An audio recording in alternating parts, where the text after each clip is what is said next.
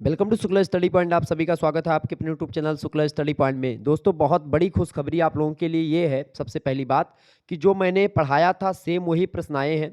आप model paper उठा करके देखेंगे, लगभग वहीं से सारे के सारे प्रश्न पूछे गए हैं।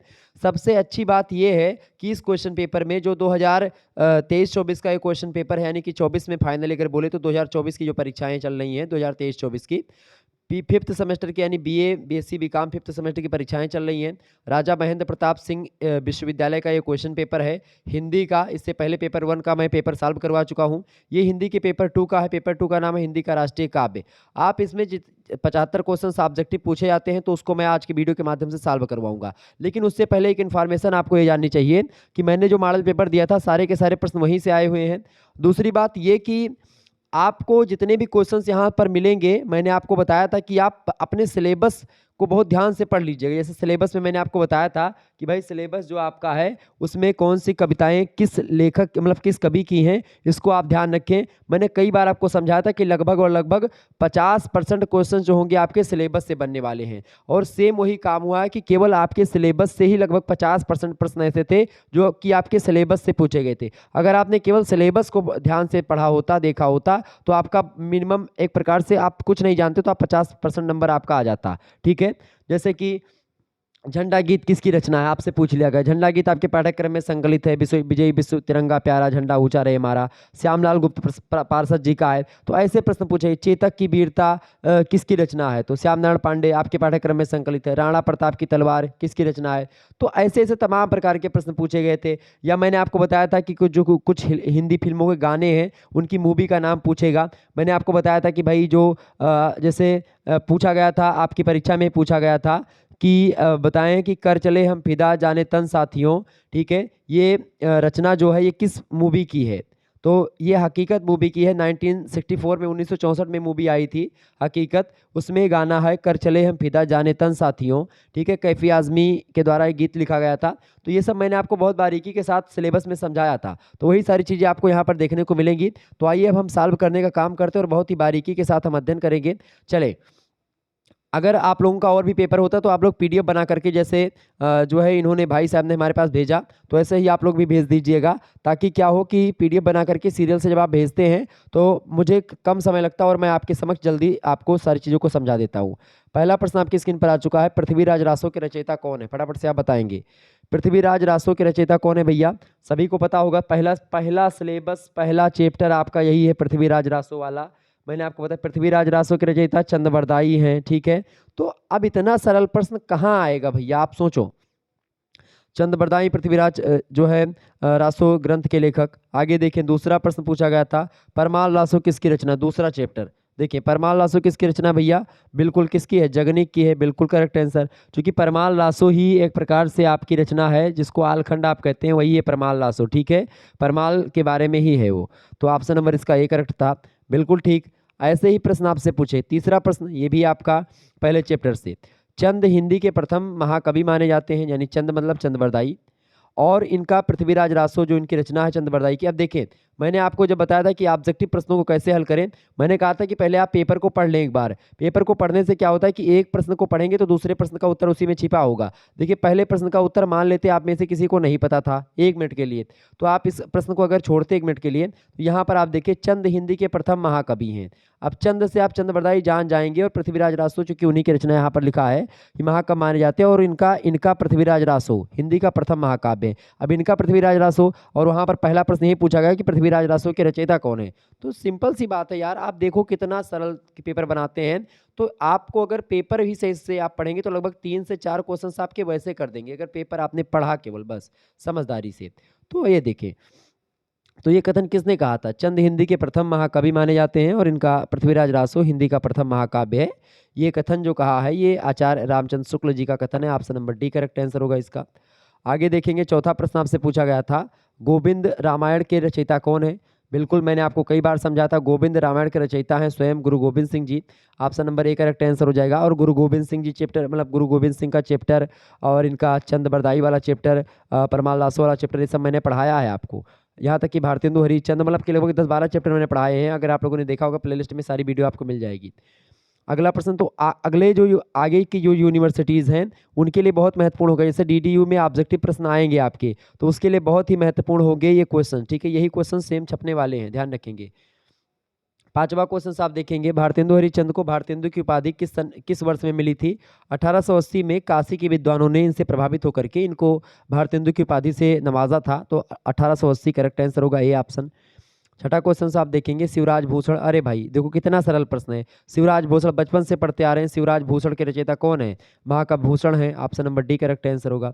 आगे देखेंगे सातवां प्रश्न, कई बार मैंने आपको बार बार समझाया, छायावाद क्या है? स्थूल के प्रति सूक्ष्म का विद्रोह है। चूंकि आप देखेंगे द्विवेदी युग में स्थूलता खूब ज्यादा थी, और छायावाद में आकर के वही दायरा जो होता संकीर्ण हो जाता है। जो इतनी वृत्तात्मकता आप द्विवेदी युग में देखेंगे वो आपको एक प्रकार से सूक्ष्मता में नजर आएगी छायावाद में। तो ये एक प्रकार से डॉक्टर नगेंद्र जो है एक आलोचक है, उन्होंने कहा कि छायावाद जो है स्थूल के प्रति सूक्ष्म का विद्रोह है, ठीक है। तो option number B correct answer होगा सातवें का। जिन्होंने बी लगाया होगा उनको नंबर मिल जाएगा। आठवां क्वेश्चन आप देखेंगे, जयशंकर प्रसाद आरंभ में किस नाम से कविता लिखते थे? तो जयशंकर प्रसाद शुरुआत में कलाधर के नाम से रचनाएं लिखा करते थे, option number C correct answer होगा। आगे देखें, नौवां क्वेश्चन आपसे स्क्रीन में पूछा गया है, स्क्रीन पर, कि एक भारतीय आत्मा के नाम से किस कवि की पहचान है? तो एक भारतीय आत्मा कहा जाता है माखनलाल चतुर्वेदी जी को, ये बात ध्यान रखेंगे। बहुत सारे बच्चों ने निराला लगाया होगा, लेकिन निराला इसका करेक्ट आंसर नहीं है। एक भारतीय आत्मा के नाम से हम लोग जानते हैं माखनलाल चतुर्वेदी जी को, यानी कि 9वें का आपके करेक्ट आंसर हो जाएगा सी। लेकिन निराला की अगर बात करें तो निराला जी जो है महाप्राण है, ठीक है। तो इनको उपाधि मिलती है महाप्राण की, भगवान शंकर की उपाधि इनको दी जाती है महेश की, ठीक है। ये बात ध्यान रखेंगे। छाया मतलब कि छायावाद के रुद्र कहे जाते हैं, ऐसे बोले। आगे देखें, 10वां क्वेश्चन आपकी स्क्रीन पर आ चुका है, झूठे पत्ते किस कवि की कविता है? बताएं, झूठे पत्ते किस कवि की कविता है? फटाफट से आप बताएंगे। झूठे पत्ते जो है ये बालकृष्ण शर्मा नवीन की कविता है, option number A correct answer हो जाएगा। तो ये सब प्रश्न आपके जो है चैप्टर से ही आए हैं। आप देखें, कलम आज उनकी जय बोल, जला अस्थियां बारी बारी छिटकाई, जिसने चिंगारी जो चढ़ गए पुण्य वेदी पर, लिए बिना गर्दन का मोल, कलम आज उनकी जय बोल। आपने बचपन से पढ़ते आ रहे हैं, इस रचना को किसने लिखा है? बिल्कुल करेक्ट आंसर आप सभी क्या है, दिनकर जी, रामधारी सिंह दिनकर, करेक्ट आंसर हो जाएगा डी ऑप्शन। आगे देखिए 12वां नंबर प्रश्न है, राणा तू इसकी रक्षा कर, यह सिंहासन अभिमानी है, संदर्भित काव्य पंक्तियां किस काव्य ग्रंथ से ली गई हैं? तो ये हल्दी घाटी एक महाकाव्य है जो कि लिखा है श्याम नारायण पांडे जी ने लिखा है इसको, ठीक है। हल्दी घाटी जो एक महाकाव्य है, ये बात ध्यान है, किसने लिखा है? श्याम नारायण पांडे जी। उन्होंने ही चेतक की वीरता और राणा प्रताप की तलवार, दो कविताएं उनकी आपके पाठ्यक्रम में संकलित हैं, ठीक है। आगे देखें, अगला क्वेश्चन आपकी स्क्रीन पर आ चुका है, प्रश्न है, तो ये राजा महेंद्र प्रताप सिंह यूनिवर्सिटी का क्वेश्चन पेपर है, ध्यान रखेंगे इस बात को। 13वां प्रश्न आपकी स्क्रीन पर आ चुका है, खूनी हस्ताक्षर गीत में किस महान देशभक्त का विशेष संदर्भ है? खूनी हस्ताक्षर जो ये रचना है, खूनी हस्ताक्षर, इसको लिखा किसने? सबसे पहले बात तो ये जाने, तो इसको लिखा किसने भाई? फटाफट से आप बताएंगे।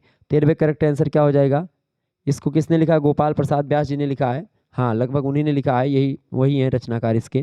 तो खूनी हस्ताक्षर जो रचना है ये नेताजी सुभाष चंद्र बोस जी से रिलेटेड है, option number B correct answer होगा।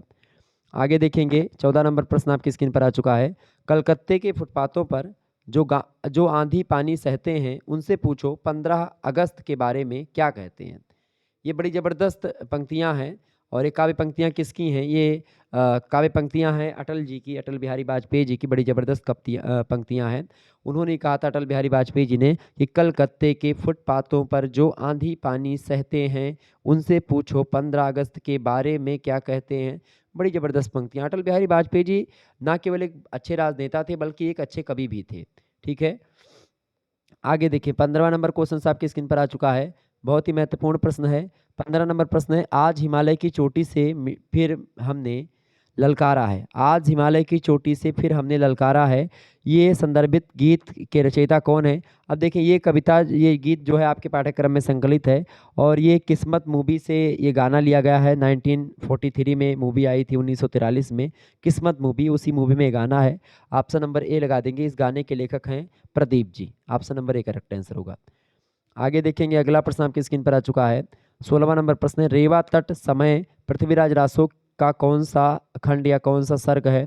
ठीक है, बिल्कुल करेक्ट आंसर आपका 27वां सर्ग है, ठीक है। B option is right answer, 16वें का बी ऑप्शन। आगे देखिए 17 नंबर प्रश्न आपकी स्क्रीन पर आ चुका है,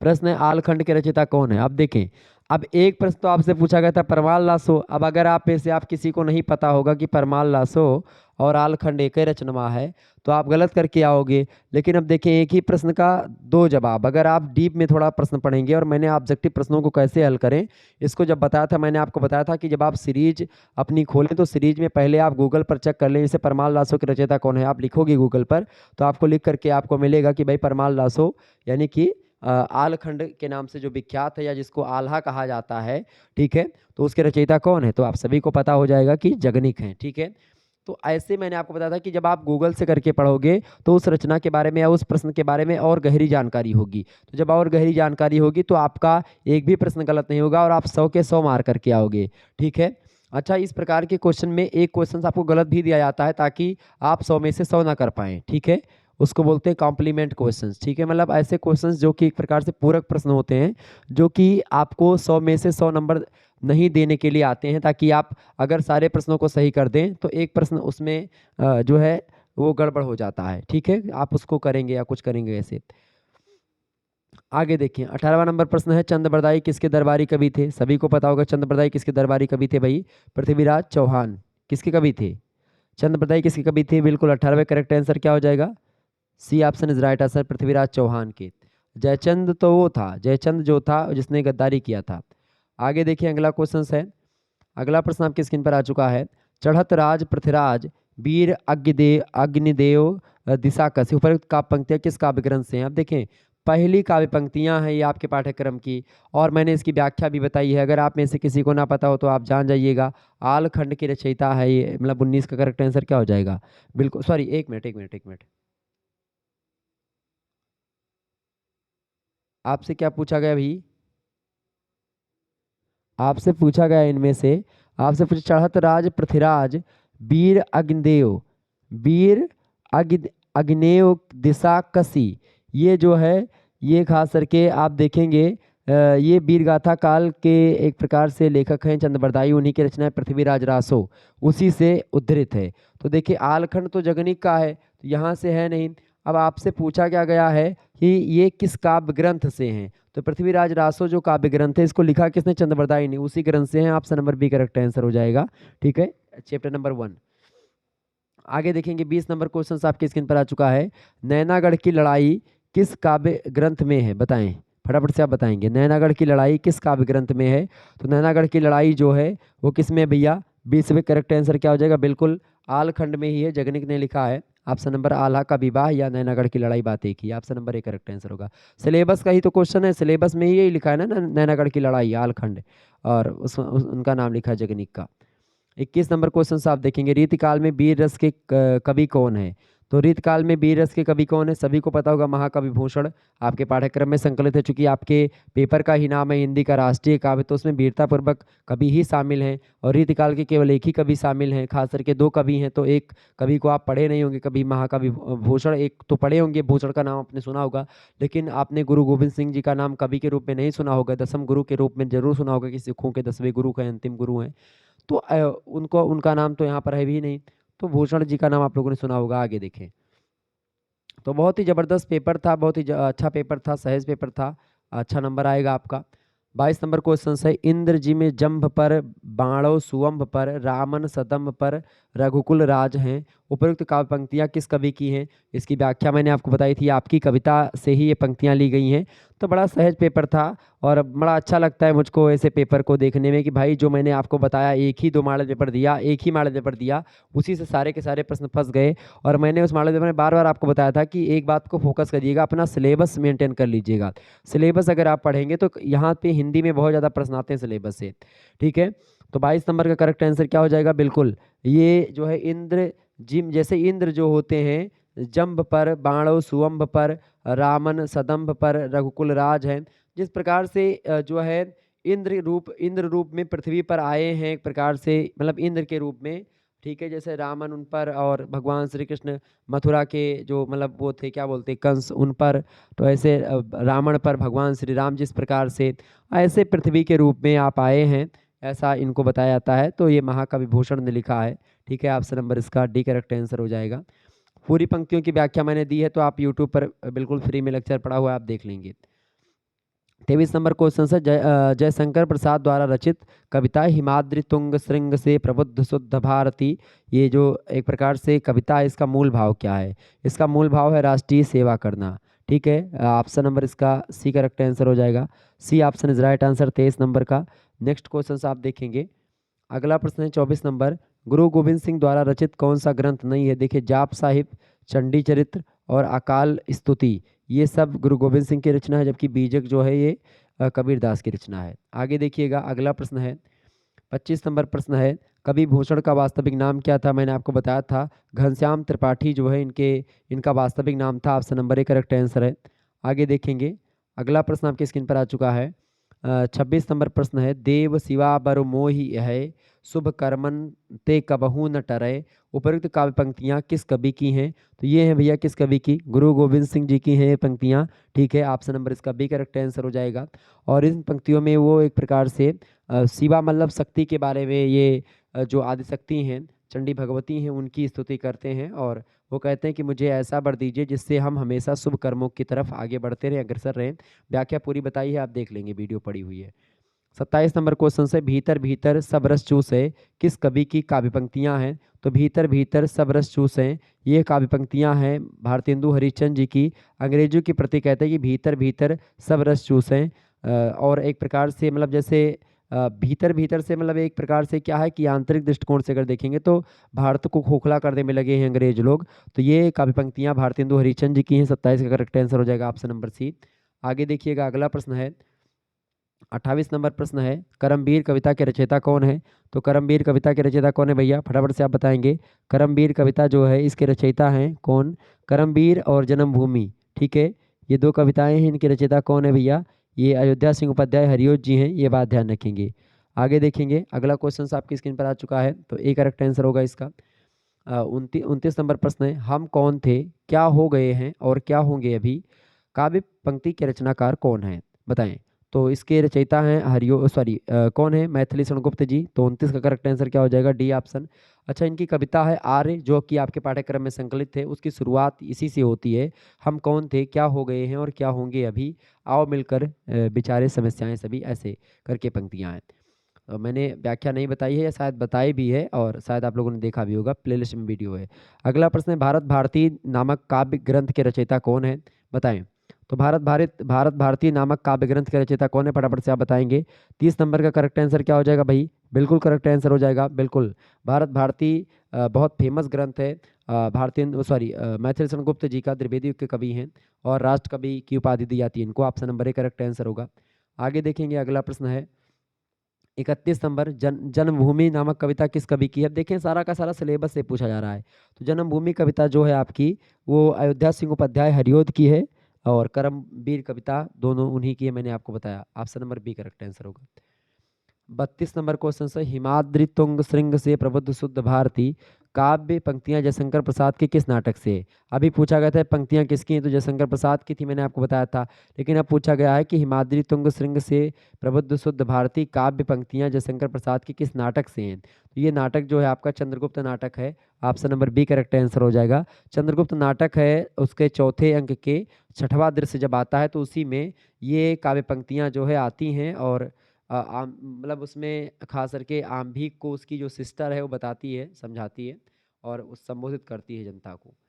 आगे देखेंगे, 33 नंबर प्रश्न है, जागो फिर एक बार कविता के रचयिता कौन है? बताएं। जागो फिर एक बार कविता के रचयिता कौन है? फटाफट से आप बताएंगे। बिल्कुल, बहुत जबरदस्त तरीके से आप लोग समझ रहे हैं, बताइएगा फटाफट से आप सभी लोग। करेक्ट आंसर क्या? 33 नंबर का करेक्ट आंसर क्या हो जाएगा? जागो फिर एक बार कविता। अब देखिए, आपके सिलेबस से ये कविता शामिल है, तो करेक्ट आंसर बिल्कुल जागो फिर एक बार कविता जो है ये सूर्यकांत त्रिपाठी निराला जी की है। Option number B correct answer हो जाएगा। सूर्यकांत त्रिपाठी निराला जी की और भी कविताएं आपके पाठ्यक्रम में संकलित हैं। ठीक है, खास करके आप देखेंगे जैसे कि भारती वंदना, भारती जय विजय करे, एक कविता ये है, और एक है जागो फिर एक बार। ठीक है, दो कविताएं आपके पाठ्यक्रम में संकलित हैं।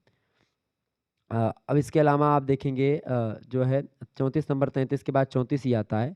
देखिए, 34 नंबर प्रश्न आप देखेंगे, झांसी की रानी कविता किस रस में लिखी गई है? झांसी की रानी जो कविता लिखी गई है वो वीर रस में लिखी गई है। Option number A correct answer हो जाएगा।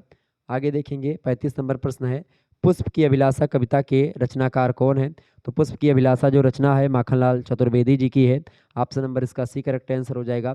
चाह नहीं मैं सुरबाला के गहनों में गुथा जाऊं, चाह नहीं प्रेमी माला में बिंद प्यारी को ललचाऊं, ऐसे कविता है। ठीक है, बाद में पुष्प चाहता क्या है? पुष्प कहता है कि मुझे तोड़ लेना ओ बनमाली, उस पथ पर तुम देना फेंक, मात्र भूमि पर शीश चढ़ाने जिस पथ जाए वीर अनेक। तो ऐसी पुष्प की भावना है, ये मैथिली शरण गुप्त जी, सॉरी माखनलाल चतुर्वेदी जी ऐसा लिखते हैं। आगे देखेंगे, अगला प्रश्न है 36 नंबर। निराला के चिंतन में भारत और भारतीयता एक दूसरे से अलग नहीं है, इसलिए उनमें राष्ट्रीयता का दृष्टि आलोक और भक्ति की विह्वलता है। ये उपरोक्त में से वाक्य किस आलोचक का है? तो मैंने यहाँ पर इस प्रश्न पर जो है इस प्रश्न पर मैंने जहाँ तक अनुभव किया है वो डॉक्टर रामविलास शर्मा जी ने बड़ा शोध किया है इन पर। ठीक है, तो उन्होंने कहा होगा, option number D correct answer हो जाएगा।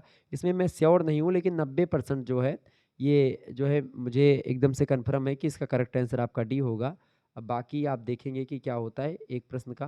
बाकी इसमें से आप देखेंगे पेपर में लगभग आपके कितने क्वेश्चन छोड़ने होते हैं भाई, देख लीजिए, ये भी ध्यान देना होगा आपको।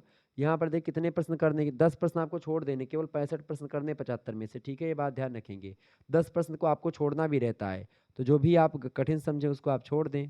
ठीक है, देखें आगे, देखें अगला प्रश्न है छायावादोत्तर राष्ट्रीय काव्य के अंतर्गत किस कवि का साहित्य नहीं आता है? छायावादोत्तर का मतलब होता है छायावाद के बाद। देखिए, बालकृष्ण शर्मा नवीन छायावादोत्तर कवि हैं, रामधारी सिंह दिनकर भी छायावाद के बाद आते हैं, श्यामलाल गुप्त पार्षद जी भी छायावाद के बाद आते हैं, मैथिली शरण गुप्त जी छायावाद के पहले के कवि हैं, यानी कि ये मैथिली शरण गुप्त जी द्विवेदी युग के कवि हैं। छायावाद के पहले का युग है द्विवेदी युग। ठीक है, आगे देखें, 38 नंबर क्वेश्चन आपकी स्क्रीन पर आ चुका है। कभी कुछ ऐसी तान सुनाओ जिससे कुछ उथल पुथल हो जाए। ये काव्य पंक्तियां अब देखें आपके पाठ्यक्रम में ही संकलित हैं, तो ये काव्य पंक्तियां किसने लिखी हैं? प्रश्न पूछा गया ना, बहुत ही जबरदस्त प्रश्न है और अच्छा लगता है कि जब ऐसे प्रश्न आपके सिलेबस से आते हैं। आपको तो मजा आ गया होगा पेपर दे करके, मुझे जहाँ तक अनुभव हो पा रहा है। और जो बच्चे पेपर आगे देंगे ऐसे ही क्वेश्चन आएंगे तो इनको आप एकदम से रट लीजिएगा। ठीक है, तो 38 का करेक्ट आंसर हो जाएगा ए।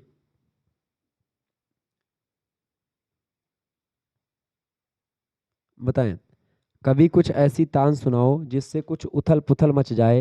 ये बड़ी ज़बरदस्त जो है कविता है और आप लोगों ने शायद इसके बारे में सुना भी होगा। ठीक है, तो बताएं ये किसकी कविता है?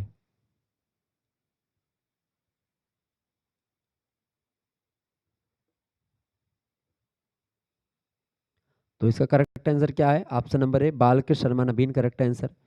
आगे देखेंगे 39 नंबर क्वेश्चन है। अच्छा, बालकृष्ण शर्मा नवीन की और भी पंक्तियां आपके मतलब कविता आपके पाठ्यक्रम में संकलित है। एक तो कविता है कभी कुछ ऐसी तान सुनाओ, एक कविता है कोटि कोटि कंठों से निकली आज यही स्वरधारा है। तो ये दो कविताएं इनकी आपके पाठ्यक्रम में संकलित है। ठीक है, 39 नंबर प्रश्न है, कुरुक्षेत्र नामक प्रबंध काव्य के लेखक कौन है? तो कुरुक्षेत्र आप सभी को पता होगा, आपने शुरू से पढ़ के आए हुए हैं। तो ये जो है रामधारी सिंह दिनकर जी की रचना है। ठीक है, और 1946 में इसका प्रकाशन होता है, आप सभी को पता होगा। Option number B correct answer होगा। आगे देखेंगे तो इसका भी ये नहीं, हाँ, 40 नंबर क्वेश्चन है, 39 के बाद 40। झंडा गीत के रचनाकार कौन है? झंडा ऊंचा रहे हमारा विजय बिस तिरंगा प्यारा आपके पाठ्यक्रम में संकलित है, श्यामलाल गुप्त पार्षद जी की रचना है। Option number A correct answer होगा। आगे देखेंगे 41 नंबर प्रश्न है, कौन सी रचना श्याम नारायण पांडे जी की नहीं है? ठीक है, जिस पर टिक लगा है जरूरी नहीं है कि वही आपका सही आंसर हो। ठीक है, क्योंकि वो टिक मेरे द्वारा नहीं लगाए गए हैं, वो जिस बच्चे का पेपर है उसने लगा करके मतलब रखा था पहले से, ये बात ध्यान रखेंगे। तो कौन सी रचना जो है श्याम नारायण पांडे जी की नहीं है, इनमें से प्रश्न पूछा जा रहा है। तो कौन सी रचना नहीं भैया? देखिए, हल्दी घाटी, जौहर और तुमुल, ये श्याम नारायण पांडे जी की ही रचनाएं हैं। जबकि खूनी हस्ताक्षर जो है ये इनकी रचना नहीं है। खूनी हस्ताक्षर मैंने याद करो बताया था कि भाई ये जो है गोपाल प्रसाद व्यास जी की रचना है, और ख़ास करके ये रचना जो है ये नेताजी सुभाष चंद्र बोस जी से रिलेटेड है। ऑप्शन नंबर इसका डी करेक्ट आंसर हो जाएगा। खूनी हस्ताक्षर ये रचना श्यामनारायण पांडे जी की नहीं है, ये व्यास जी की रचना, गोपाल प्रसाद व्यास जी की। ठीक है, आगे देखेंगे 42 नंबर प्रश्न है, कौन से राष्ट्रवादी कवि ने 40 से अधिक बाल पुस्तकों की रचना करी है? कौन से राष्ट्रवादी कवि ने 40 से अधिक बाल पुस्तकों की रचना करी भैया? फटाफट से आप बताने का प्रयास करेंगे। 42 नंबर करेक्ट आंसर क्या हो जाएगा? बिल्कुल बी ऑप्शन, गोपाल प्रसाद व्यास जी ने ही 40 से अधिक बाल पुस्तकों की रचना करी है। ये बात ध्यान रखेंगे, ठीक है। तो 42 नंबर करेक्ट आंसर क्या हो जाएगा? B option. नेक्स्ट क्वेश्चन आप देखेंगे।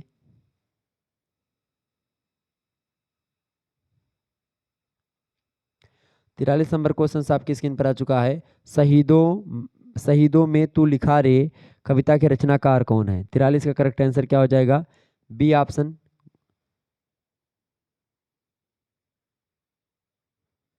गोपाल प्रसाद व्यास जी ने। बिल्कुल करेक्ट आंसर आपका होगा क्या भाई? शहीद देखें, आपका जो रचना मैंने आपको बताई कौन सी, श्यामलाल गुप्त प्रसाद पार्षद जी, मतलब इनकी क्या बोलते हैं, गोपाल प्रसाद व्यास जी की। एक तो खूनी हस्ताक्षर आपके पाठ्यक्रम में संकलित है, एक है शहीदों में तू नाम लिखा ले रे, ठीक है। तो ये दो रचनाएं आपके पाठ्यक्रम में संकलित है, ये बात ध्यान रखेंगे।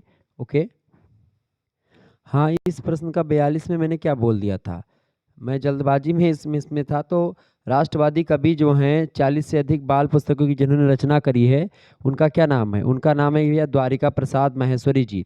द्वारिका प्रसाद महेश्वरी जी की रचनाएं आपके पाठ्यक्रम में जैसे उठो, धरा के अमर सपूतों, और मैंने आपको बताया था बच्चों को लेकर के इन्होंने बड़ी सारी रचनाएं लिखी हैं, ठीक है।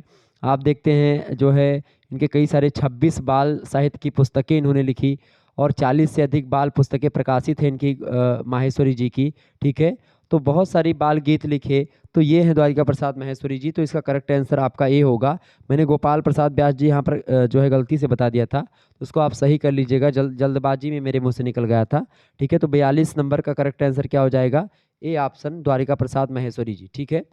मैंने वही सोचा कि भाई मैं कुछ जल्दीबाजी में आगे बढ़ गया। आगे देखिए 43 नंबर का प्रश्न है, शहीदों में तू नाम लिखा रे, तो ये गोपाल प्रसाद व्यास जी की रचना है। ऑप्शन नंबर इसका बी करेक्ट आंसर हो जाएगा 43 नंबर का, ठीक है। आगे देखेंगे, अगला प्रश्न है 44 नंबर प्रश्न आपकी स्क्रीन पर आ चुका है। कौन राष्ट्रवादी साहित्यकार सांसद पद सुशोभित कर चुका है? तो राष्ट्रवादी कवि हैं रामधारी सिंह दिनकर जी, जो कि सांसद पद यानी राज्यसभा के सांसद भी रहे हैं। Option number B correct answer होगा। आगे देखेंगे 45 नंबर क्वेश्चन आपकी स्क्रीन पर आ चुका है।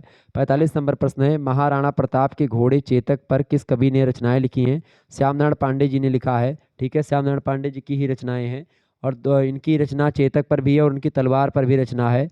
जो तनिक हवा से बाघली लेकर सवार उड़ जाता था, रानी की पुतली फिरी फिरी नहीं तब तक चेतक मुड़ जाता था, ये सब कविता इन्होंने ही लिखी है। Option number A correct answer होगा।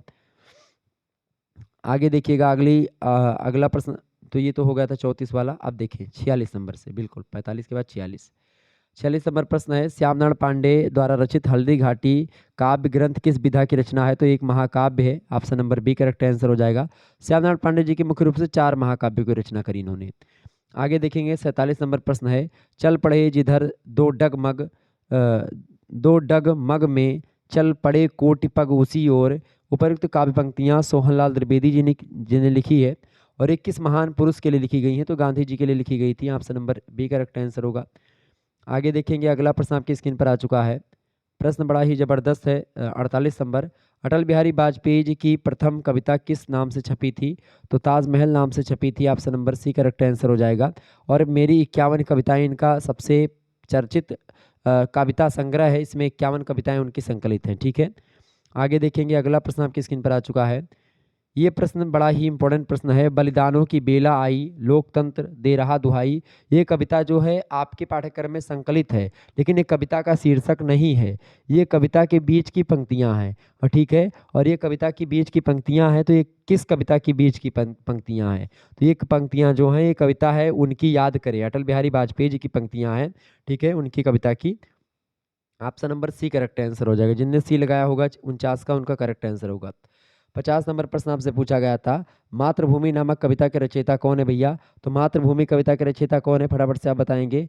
तो मातृभूमि कविता के रचयिता एक ही, मतलब कौन है? मैथिली शरण गुप्त जी हैं, लेकिन यहाँ पर आपको मैथिली शरण गुप्त जी नहीं लिखा हुआ मिला, मतलब कि 50 नंबर में मैथिली शरण गुप्त नहीं लिखा हुआ है। तो चूंकि मातृभूमि कविता के रचयिता वही हैं, तो इसका करेक्ट आंसर होगा ही नहीं कोई, क्योंकि इसमें चारों में ऑप्शन एक में सोहनलाल द्विवेदी है, डॉक्टर रमेश पोखरियाल निशंक है, अटल बिहारी वाजपेयी है, गोपाल प्रसाद व्यास जी, तो इन चारों में से कोई नहीं है, ठीक है। तो ये प्रश्न आपका मैंने आपको बताया था एक आध प्रश्न ऐसे आ जाते हैं, थोड़ा गलत होता है उसमें, तो ये है वो प्रश्न।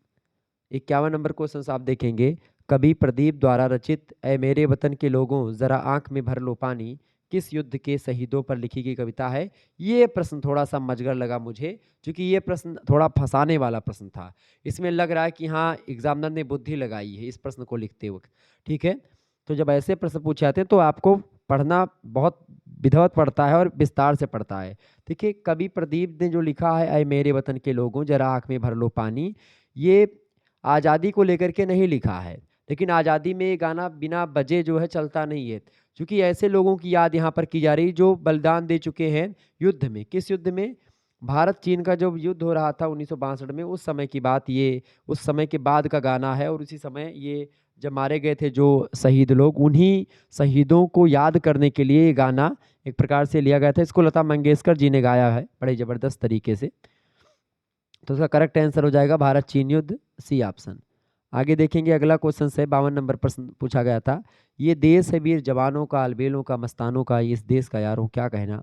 फिल्मी गीत के रचनाकार कौन है? तो ये जो है नया दौर एक मूवी आई थी 1957 में, 57 में आई थी, 1957 में नया दौर मूवी आई थी, उसी मूवी में गाना है। ठीक है, ये देश है वीर जवानों का, अलबेलों का, मस्तानों का, इस देश का यारों क्या कहना। तो 52 नंबर का करेक्ट आंसर हो जाएगा ऑप्शन नंबर ए, साहिर लुधियानवी का ये गीत है, उन्होंने लिखा है। Option number A correct answer होगा। आगे देखेंगे, 53 नंबर प्रश्न है, देश रंगीला रंगीला देश म्हारा रंगीला, ये फिल्मी गीत किस फिल्म का है? तो देश रंगीला रंगीला देश मेरा रंगीला, ये मूवी है, मतलब आपकी जो मूवी है वो है फना मूवी। ठीक है, ऑप्शन नंबर बी है, फना मूवी में गाना है। ठीक है, और फना मूवी आई थी आपकी 2006 में, प्रसून जोशी जी ने इस गाना को लिखा है, देश रंगीला रंगीला, ध्यान रखेंगे इस बात को। आपके पाठ्यक्रम में संकलित हैं प्रसून जोशी। आगे देखिए, अगला प्रश्न है, निम्नलिखित कवियों में से किस कवि का कर्म क्षेत्र अलीगढ़ भी रहा है? तो अलीगढ़ की अगर बात की जाए तो करेक्ट आंसर क्या हो जाएगा? तो ऑप्शन नंबर सी, नीरज जी रहे हैं। ठीक है, गोपाल दास नीरज जी, करेक्ट आंसर क्या हो जाएगा आपका? ठीक है, नीरज जी। ठीक है, आगे देखें, अगला क्वेश्चन आपकी स्क्रीन पर आ चुका है, गुलशन बावरा द्वारा रचित मेरे देश की धरती सोना उगले उगले हीरे मोती मेरे देश की धरती, ये गीत है और ये हिंदी फिल्म में आया है। किस हिंदी फिल्म में ये गीत आया है? तो मैंने आपको बताया था जब चैप्टर में पढ़ा रहा था, तो उसी में मतलब कि क्या चैप्टर पढ़ा रहा था या मैं आपको बताऊं, जब मैं सिलेबस बता रहा था तो उस सिलेबस में मैंने मूवी का नाम, मूवी का प्रकाशन कब हुआ, सब कुछ आपको बताया था। तो आपको मतलब मैंने आपको बताया कि भाई सारे के सारे प्रश्न जो है आपके सिलेबस से ही आए हुए हैं। तो 55 नंबर का करेक्ट आंसर आपका हो जाएगा डी ऑप्शन। डी ऑप्शन में है आपका उपकार। उपकार मूवी का ये है, उपकार मूवी आई थी 1967 में, ये बात ध्यान रखेंगे। डी ऑप्शन करेक्ट आंसर हो जाएगा। और गुलशन बावरा के द्वारा रचना लिखी, मतलब गीत लिखा गया है। आगे देखें, 56 नंबर प्रश्न है, जागो फिर एक बार कविता में बादल किसका प्रतीक है? तो बादल जो है क्रांति का प्रतीक है, जागो फिर एक बार कविता में, option number D correct answer हो जाएगा। 57 नंबर प्रश्न है, रामधारी सिंह दिनकर की कविता हिमालय हमें क्या संदेश देती है? तो हिमालय हमें दृढ़ होने का संदेश देती है कि हम मजबूत बने, दृढ़ बने, option number B correct answer होगा। आगे देखेंगे, 58 नंबर प्रश्न है, उठो धरा के अमर सपूतों कविता में पावन मंदिर किसे कहा गया है? माता सरस्वती को जो है पावन मंदिर के रूप में देखा गया है उठो धरा के अमर सपूतों कविता में। ठीक है, ये बात ध्यान रखेंगे। तो 58 नंबर का करेक्ट आंसर क्या हो जाएगा? C option is right answer. आगे देखेंगे, 59 नंबर प्रश्न है, चेतक किसके घोड़े का नाम था? चेतक राणा प्रताप के घोड़े का नाम था, Maharana Pratap, option number B correct answer होगा। आगे देखेंगे, 60 नंबर प्रश्न पूछा गया था, जहाँ डाल डाल पर सोने की चिड़िया करती है बसेरा ऐसा देश है मेरा, ये गीत के रचयिता कौन है? तो इस गीत को किसने गाया है भैया? इस गीत के रचयिता हैं राजेंद्र कृष्ण जी। ठीक है, और इस गीत की जो मतलब ये गीत जो है सिकंदर आजम मूवी आपने देखा अगर होगा, 1965 में मूवी आई थी सिकंदर आजम, उसी मूवी का ये गाना है। ठीक है, ये बात ध्यान रखेंगे। कौन सा गाना है भैया? जहाँ डाल डाल पर सोने की चिड़िया करती है बसेरा ऐसा देश है मेरा, राजेंद्र कृष्ण, सिकंदर आजम मूवी 1965 में आई थी, उसी में गाना है। ठीक है, आगे देखेंगे, अगला प्रश्न है आपकी स्क्रीन पर। अगला प्रश्न है भैया 61 नंबर क्वेश्चन से आप देखेंगे, प्रश्न है, मुझे तोड़ देना बनमाली उस पथ पर तुम देना फेंक मातृभूमि पर शीश चढ़ाने जिस पथ जाएं वीर अनेक, ये पंक्तियां राष्ट्र प्रेम से ओतप्रोत हैं, इसके रचयिता कौन है? मैंने आपको बार बार बताया, पुष्प की अभिलाषा में ये चीज़ बताई गई है और माखनलाल चतुर्वेदी जी ने पुष्प की अभिलाषा लिखी है, option number D correct answer हो जाएगा। तो बहुत ही ज़बरदस्त प्रश्न थे, सरल प्रश्न थे, कोई दिक्कत की बात नहीं थी। 62 नंबर प्रश्न आपसे पूछा गया था, कर चले हम फिदा जाने तन साथियों, ये मतलब किस फ़िल्म में फ़िल्माया गया गीत है? बताएँ। तो ये फ़िल्म जो है, ये कर चले हम फिदा जाने तन साथियों, ये मूवी है आपकी जो है खास करके कौन-सी मूवी भैया? ये मूवी है आपकी हकीकत मूवी। हकीकत मूवी 1964 में यानी उन सॉरी 64 बिल्कुल 1964 में आई थी। कैफ़ी आज़मी ने इस गीत को लिखा है। Option number C correct answer होगा। 63 नंबर क्वेश्चन आप देखेंगे, अरुण यह मधुमेह देश हमारा किस कवि की पंक्तियाँ हैं? तो ये कविता किसका शीर्षक है और आपके पाठ्यक्रम में इस शीर्षक की कविता संकलित है। अरुण यह मधुमेह देश हमारा जयशंकर प्रसाद की कविता है। Option number A correct answer होगा। आगे देखें, अगला प्रश्न है 64 नंबर क्वेश्चन आप देखेंगे, सुभद्रा कुमारी चौहान अपनी कविता वीरों का कैसा हो बसंत में लंका और कुरुक्षेत्र से क्या पूछ रही हैं? तो पूछ रही हैं कि वीरों का कैसा हो बसंत, ये प्रश्न करती हैं। ठीक है, option number A correct answer होगा।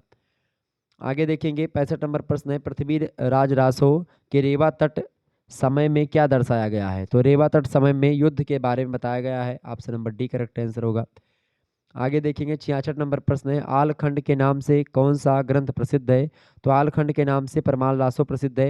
ये देखिए कितनी बार प्रश्न, तो तीसरी बार ये प्रश्न आपका आ रहा है इनडायरेक्ट तरीके से, मतलब कि प्रश्न को चेंज करके तीसरी बार ये प्रश्न घुमा करके पूछा गया है। ये बात देखें तो कितना जबरदस्त प्रश्न है, सरल प्रश्न है, कोई बस थोड़ा सा दिमाग आपको लगाना है, प्रेजेंस ऑफ माइंड रखनी है। ठीक है, option number A correct answer होगा। आगे देखिएगा 67 नंबर क्वेश्चन आपकी स्क्रीन पर आ चुका है, देव शिवा बर मोही है मैं गुरु गोविंद सिंह किसकी स्तुति कर रहे हैं? मैंने आपको बताया था कि ये प्रश्न पूछा गया है। तो देव शिवा बर यानी कि ये यहाँ पर देवी चंडी या देवी आदिशक्ति जगदम्बा की एक प्रकार से स्तुति करी गई है। Option number D correct answer होगा। गुरु गोविंद सिंह जी की रचना है। 68 नंबर क्वेश्चन आप देखेंगे, इनमें से कौन सी रचना कवि भूषण की नहीं है? बताएं। आंसर का करेक्ट आंसर क्या हो जाएगा? कौन सी रचना कवि भूषण की नहीं है? देखिए शिवराज भूषण, शिवा बावनी और छत्रसाल दस्तक, ये तीनों रचनाएं महाकवि भूषण की हैं। जबकि भाव विलास जो रचना है ये इनकी नहीं है। तो किसकी भैया?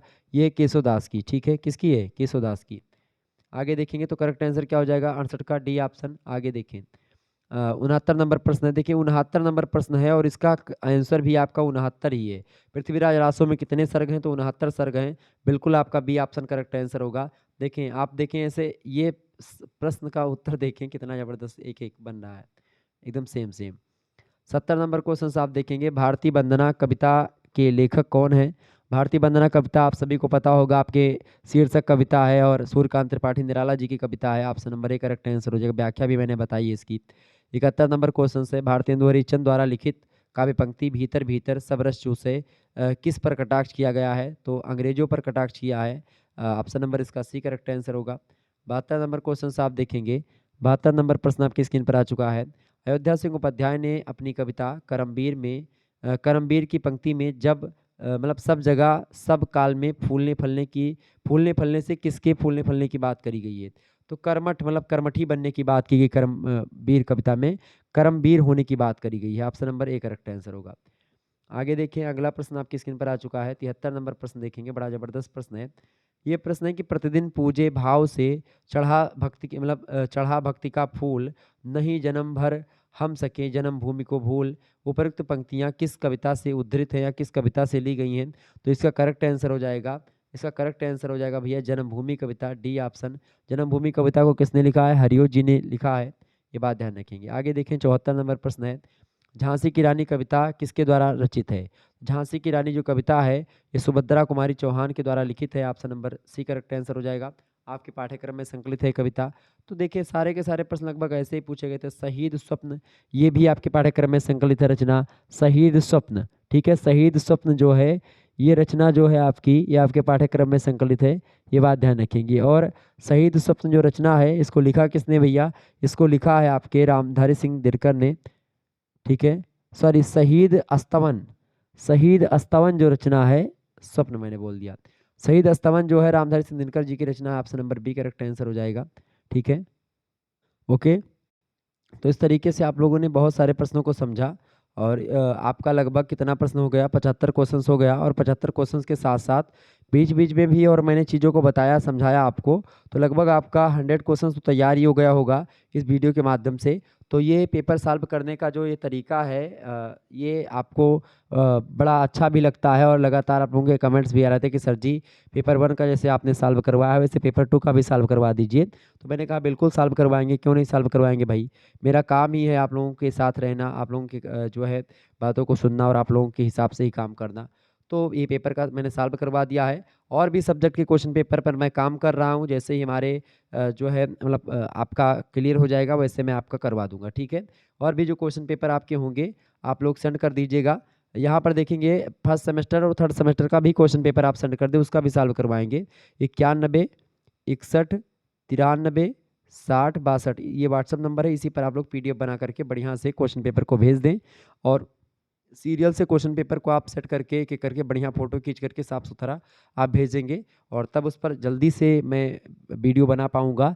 अगर आप ऐसे फ़ोटो केवल भेज देंगे तो फिर दिक्कत होती है, फ़ोटो आते-आते यहाँ पर बेकार हो जाती है। देखिए ये पीडीएफ आया था मेरे पास तो कितना अच्छा ज़बरदस्त क्वालिटी है।